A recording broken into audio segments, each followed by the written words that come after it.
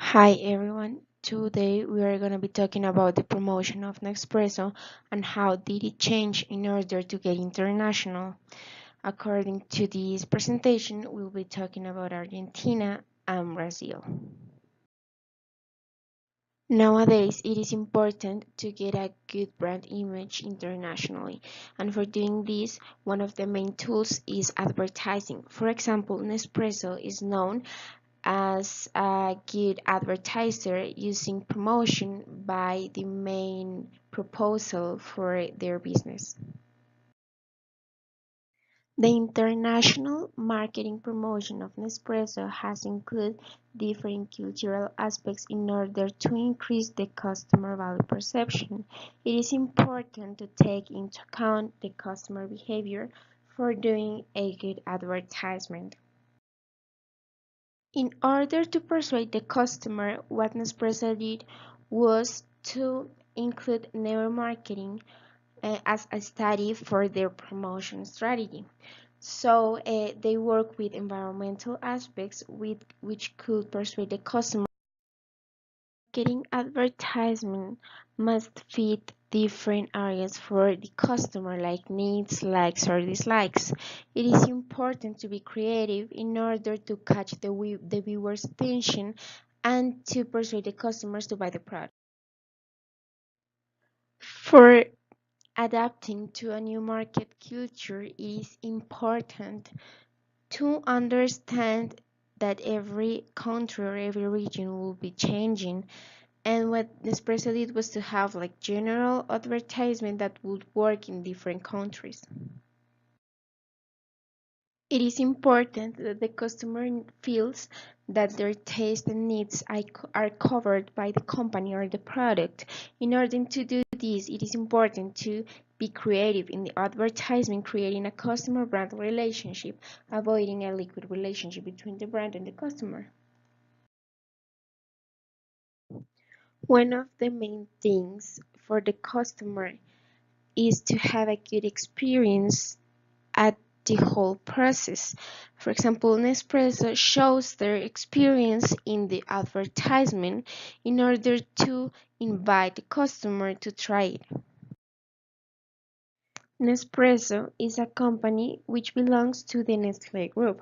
What they did was to improve the whole coffee target and the coffee market that already existed and change it, making it an experience and improving the quality, creating a blue ocean. The main facts in order to create the blue ocean are environmental consciousness, coffee quality, efficiency, exclusivity, farmer relationship, and price. All of these in order to understand where they can move and what's their target. What Nespresso did was to create a coffee machine in which the customer could prepare a good espresso at home, and they didn't have the necessity to go outside and buy it there. So it worked with a small capsule of aluminum which enclosed the whole coffee aroma and helped them to have a good coffee. In order to be sustainable, what Nespresso did was to have a program with the farmers in order to teach them how to be sustainable at growing coffee. By the other hand, they had a recycling program in which you could reuse the capsules, like separating aluminum from the wasted coffee.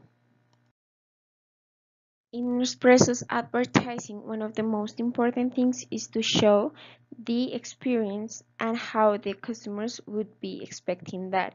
In order to do this, they worked with George Clooney using neuromarketing, involving music, involving lights to persuade the customer.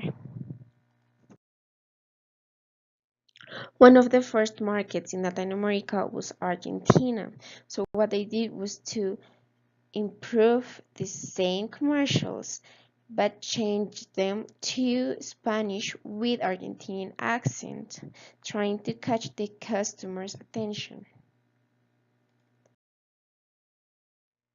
They had different commercials in order to achieve different kind of customers.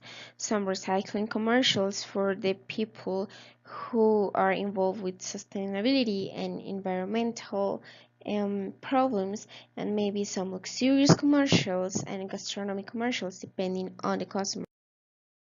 Taking this into account, um, this is a customer perception map where we can see that price and exclusivity are high for an Nespresso, and Dolce Gusto, Starbucks, and Juan Valdez are not that high in price and exclusivity, taking into account that Nespresso shows a really luxurious product.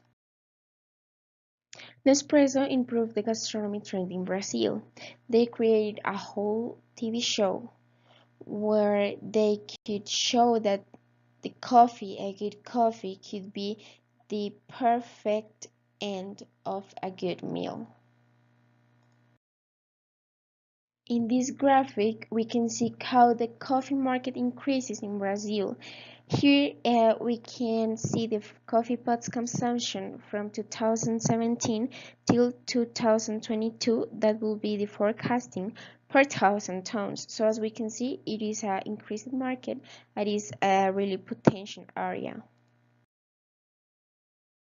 Everything said, what Nespresso did was to play with advertisement tools in order to increase the value perception of the customer, creating different commercials, creating different experiences, perceptions in order to get a really good brand customer relationship.